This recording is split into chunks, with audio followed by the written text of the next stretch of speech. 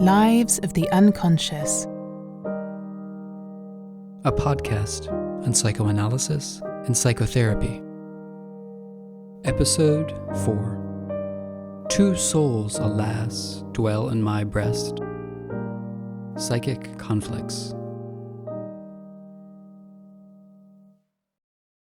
If there is such a thing as basic anthropological constants, then one could perhaps be: human beings are creatures of conflict. Everywhere where people live together, there are conflicts of all sorts, whether it be conflicts between groups or states, say over land and resources, or be it conflicts within groups, for example, family conflicts or generational conflicts, or may it be conflicts within a single person, for example, conflicts of roles, identity, or conscience. Conflict is a basic concept of psychoanalysis, which within psychoanalysis is also often paraphrased with the term psychodynamic, which comes from the Greek dynamis, or force. Psychodynamic thus means the study of mental forces, which indeed do not only work together, but quite often also work in conflict with one another. It can certainly be said that conflict does not have a good reputation. Ordinarily, it is harmony, not conflict, that is the ideal for living with others, like in a family. It is not only disputes over inheritance or the bickering during Christmas dinner that attest to this quite often being merely an ideal and not necessarily reality. We oftentimes have a fine sense within family, but also with partners, friends, or colleagues, for when it is best not to pry without risk of conflicts escalating. And this applies inversely to others and how they relate to us as well. But when conflicts are overtly glossed over, forced into harmony, distorted, or deflected by feelings of guilt, they can also make us ill. But conflict does not only have destructive potential, but is in the end also necessary for psychological development. Without conflict, there is no growth. For conflict also means developing a feeling for one's own limits, one's own sphere, and coming to grips with oneself and others, thereby strengthening the self. But what are conflicts anyway, and why are they so important to psychological development? The word conflict comes from the Latin confligere, and means to meet.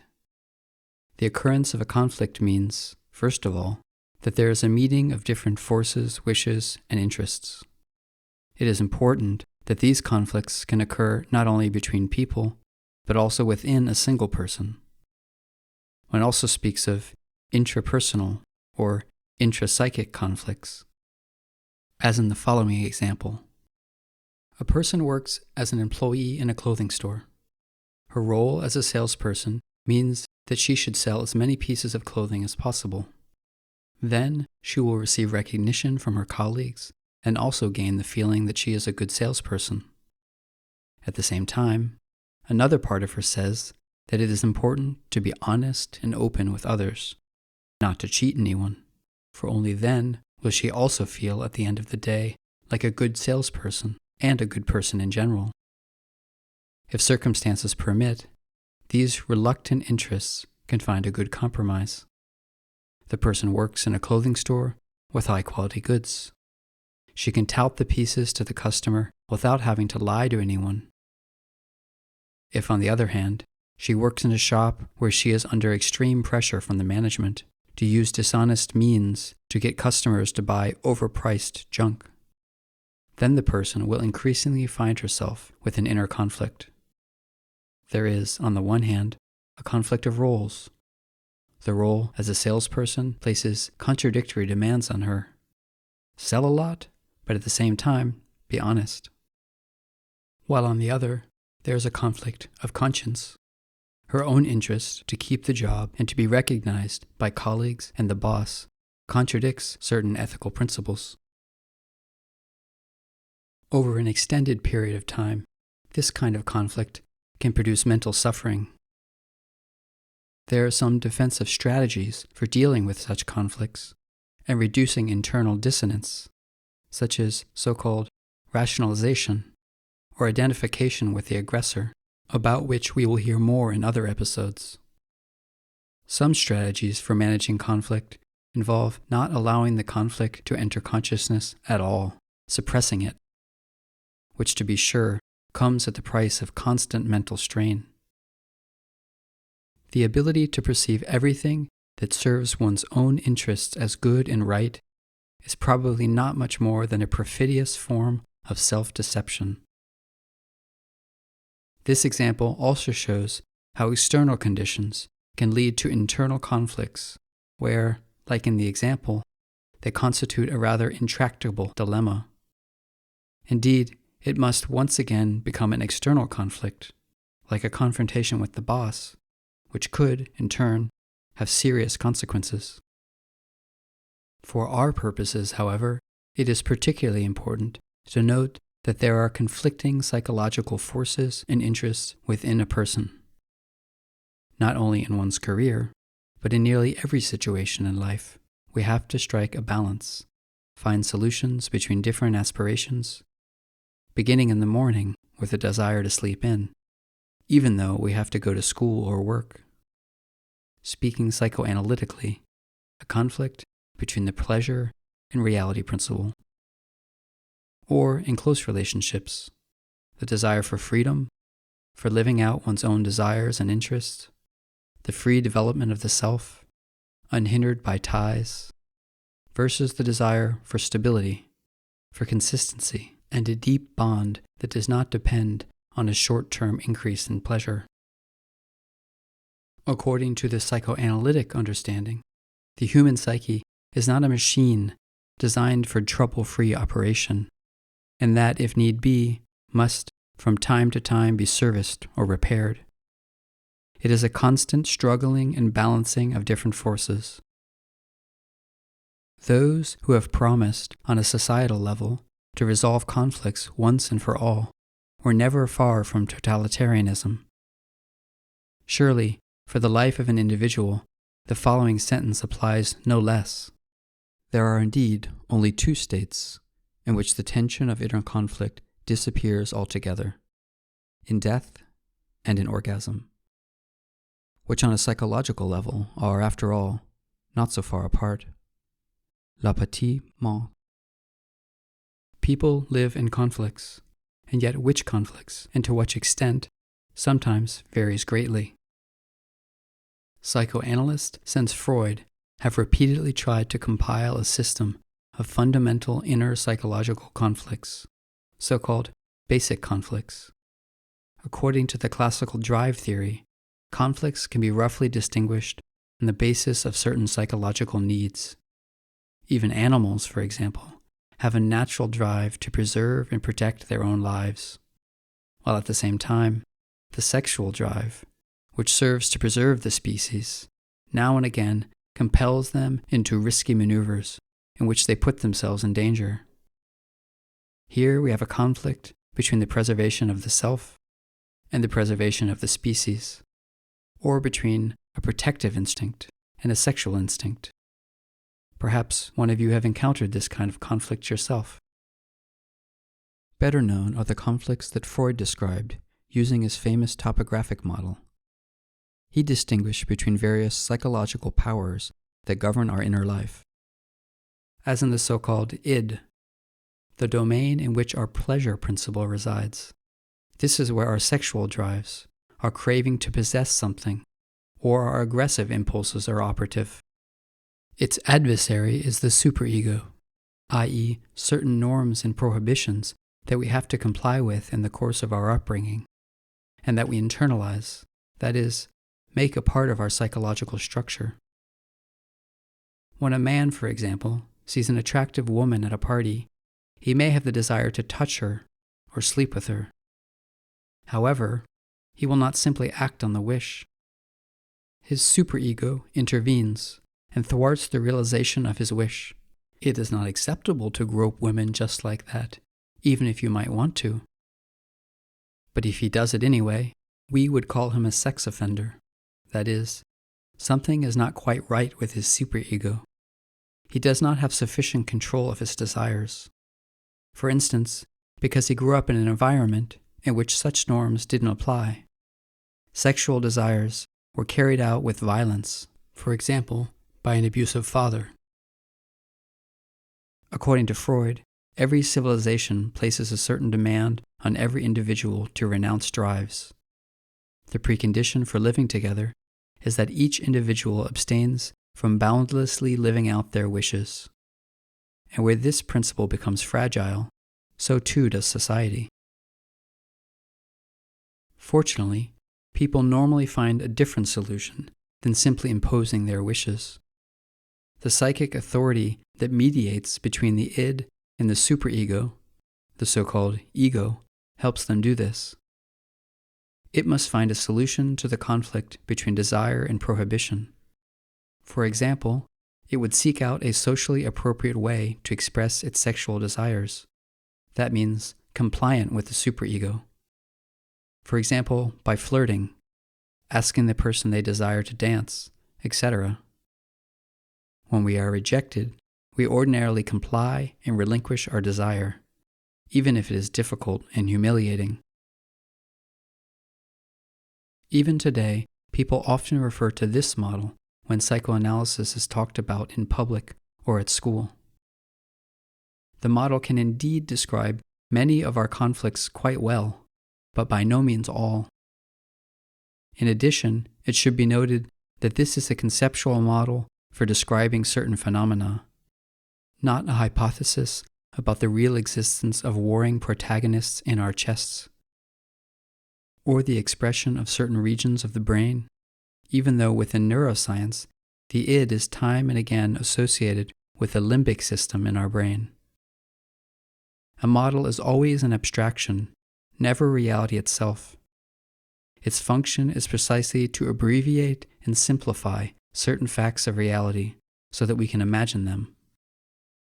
In psychoanalysis, additional conflict models have been developed that can capture a broader range of conflicts. For example, the so-called narcissistic conflicts. Those are conflicts that relate to our sense of self-esteem. After all, not only do we refrain from groping strangers because it is forbidden, to act in this way would also contradict our self-perception. We do not want to appear to others or to ourselves as someone who cannot control themselves, who is a lust-driven fiend, and so forth. This concerns our so-called ego ideal, meaning the image we would like to have of ourselves, our ideal image of self, as it were. While the superego objects in situations of conflict, you may not do that, the ego ideal intervenes with the objection, you don't want to do that. When our real actions, our real self, conflicts with the superego, then we more likely feel guilty. I did something that I was not allowed to do. It is a moral conflict. If, on the other hand, our real self conflicts with the ego ideal, we more likely feel ashamed or inadequate. I have done something that makes me appear different than I want to be. It is a conflict of self-worth. Thus, to take up the example of the man who has been rejected by the desirous woman, the following conflict could arise in him. His ego ideal says that he is an attractive and charming man, to whom women flock. But now his real self experiences rejection from the woman he desires. Once again, his ego, that mediator between the agents, has to find a solution to this inner conflict. How his ego deals with this depends on his ego strength. That is, the ability of his ego to handle conflicts, to endure humiliation, and to come up with mature solutions. A less mature solution would be something like getting drunk in order to numb the pain. Or one tries to eliminate the basis for the humiliation by declaring the person one just desired to be the most repulsive person of all. Then the man suddenly thinks of the coveted person with contempt. She is in fact stupid, arrogant, and actually not so pretty at all. She doesn't even deserve me. I don't really want her, so I don't have to be offended if she rejects me. But the severity and the obsessiveness behind the disgust often reveals the initial longing, a pattern that may also help understand hate postings below pictures of beautiful women on Instagram. But the conflict can also involve turning against the self. The man condemns himself, finds himself ugly, stupid, repulsive, and is completely dejected. The solution to get drunk is again obvious here. A more mature way of dealing with it would be to acknowledge defeat without one's self-worth falling apart. But that is a lot to ask of our ego. Everyone can think for themselves about how much humiliation they can tolerate, and how often such defense strategies serve to protect self-worth. Such processes, by the way, take place very quickly, and often unconsciously. So we do not really notice how humiliated we actually feel. It is only the outcome of the conflict that enters into consciousness, either the demotion of the desired person or the desire to get drunk.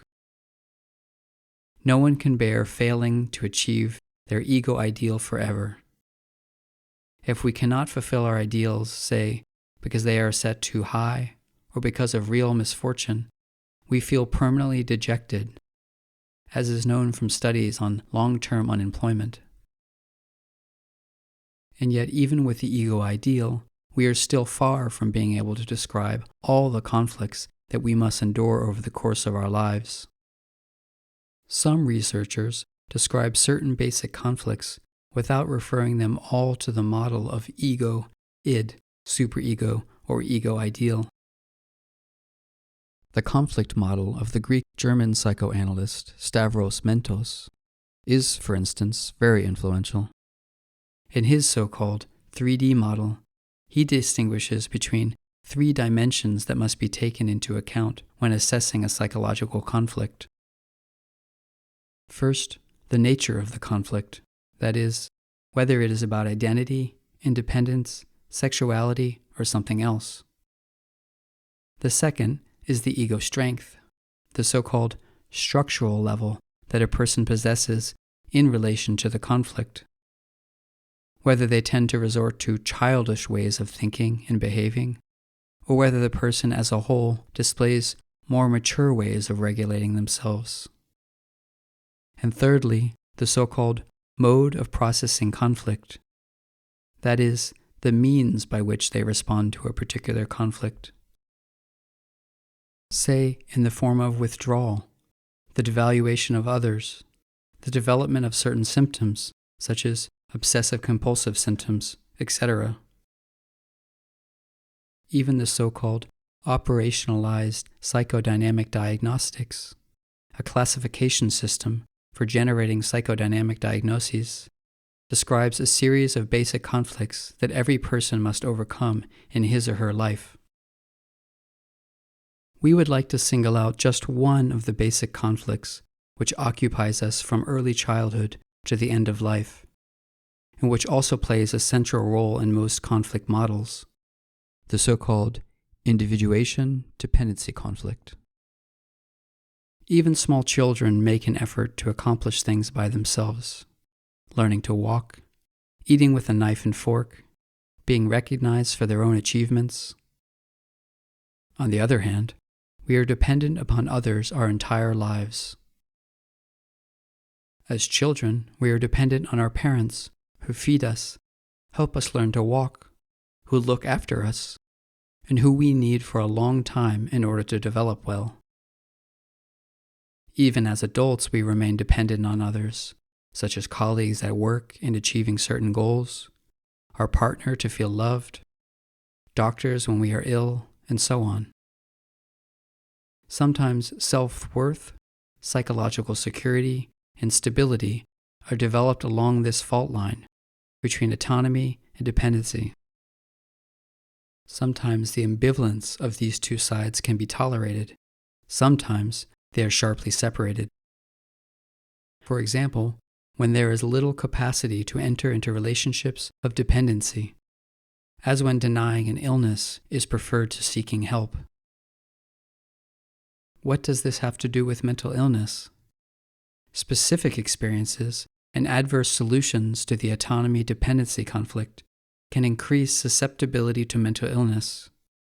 For example, if a child wants to learn to walk, but the parents are so afraid of something happening to the child, such that they won't even let them try on their own, intervene heavily when they attempt to walk, and effectively take over permanently. One doesn't become mentally ill just from that, but if children keep having such experiences throughout their childhood, the autonomy-dependency conflict becomes unbalanced. For these children, the desire to make decisions autonomously, to stand on their own 2 feet, is then connected with strong fears. They have learned the inner pattern: if I want to do something independently, it is something very dangerous. I always need someone else to play it safe.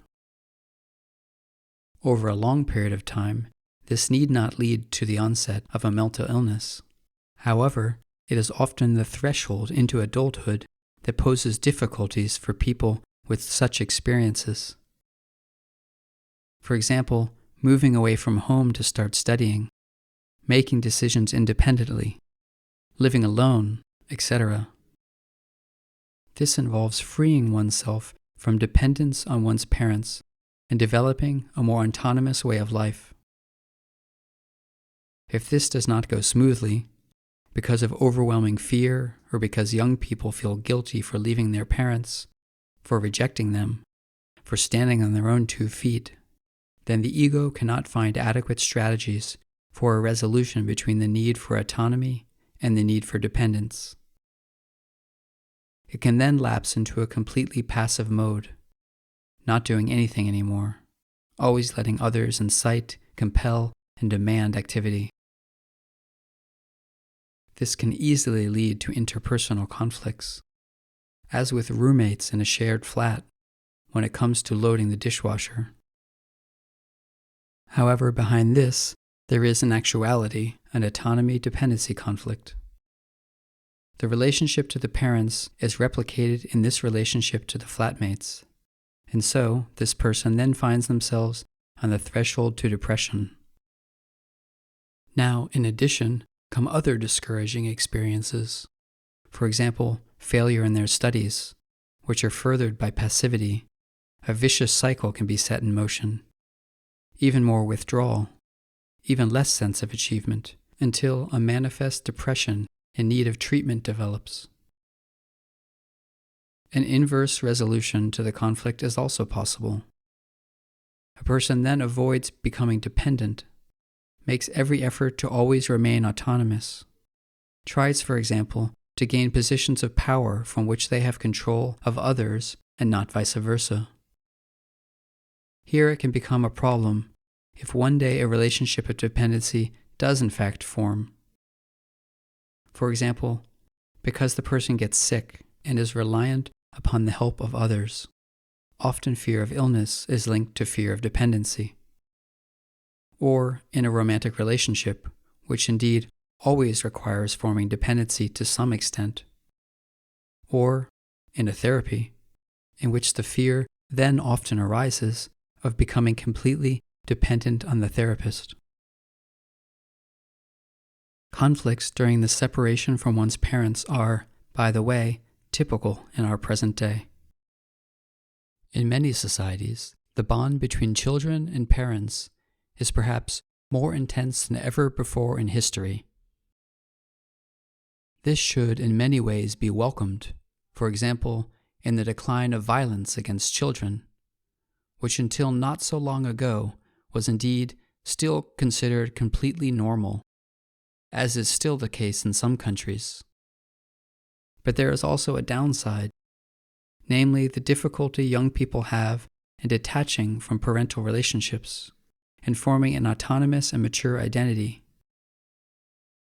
It is difficult to release oneself from the relationship with one's parents if you have the feeling you are rejecting, hurting, or making them sad.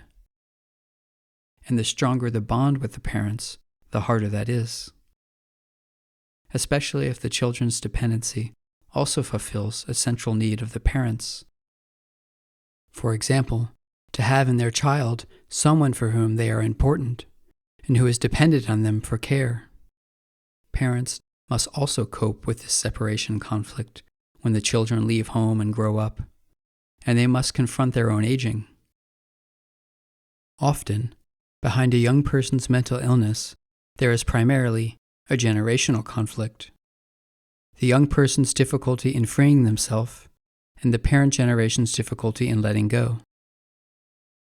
The less such conflicts are dealt with, boundaries negotiated, and thus, in the end, a sense of self can develop, the more such conflicts become an undercurrent that erodes psychological stability.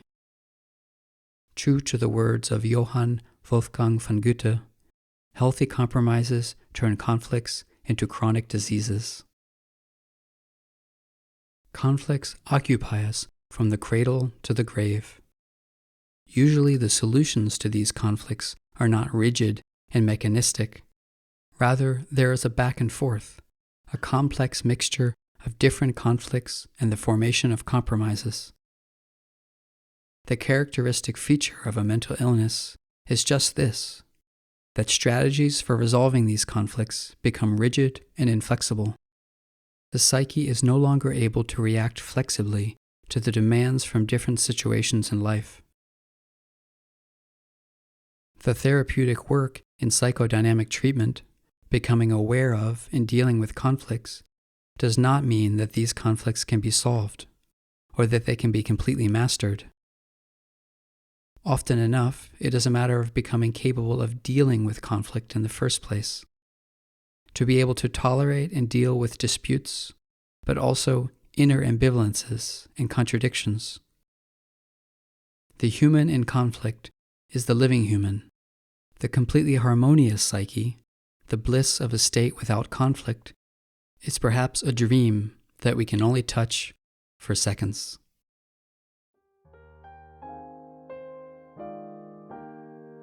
This podcast is written and produced by Cecile Lutz and Jakob Müller. Translated and read by Solomon Lawrence.